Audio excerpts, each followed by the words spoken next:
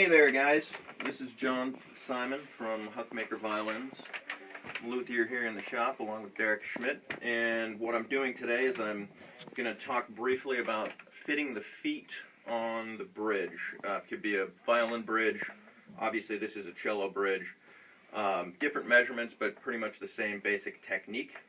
What we have here is an example of what the bridge blank looks like when we get it from the manufacturer. You can see the feet are very thick, and the way we start off this whole process is that we have to thin the feet down to a certain measurement, okay, and then we have to fit the feet to the arch of the instrument, and that's why there's so much time that is involved in fitting the feet, because each arch of the instruments are all different. So you can't just go into a shop and say I need a new bridge and we just plop one on there.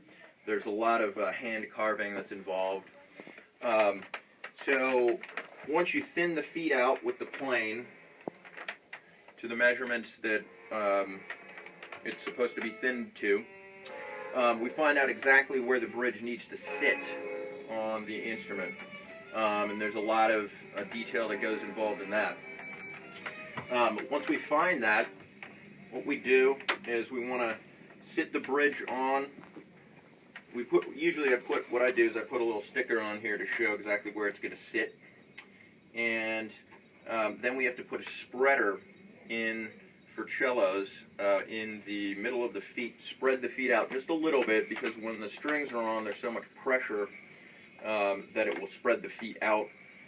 So that's what this is doing, is it's basically making it like it would if the strings were on there with all that pressure. And then, as you saw at the very beginning, we basically take little chisel pieces off of the bottom of the feet very slowly and carefully, and continue checking the fit until, as you can see on this cello, we're just about to the correct fit of the arch. There's no gaps underneath the feet.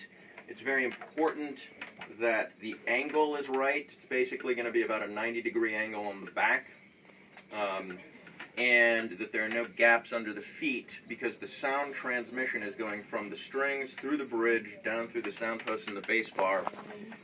So any gaps underneath the feet is going to keep that sound transmission from being as good as it can be.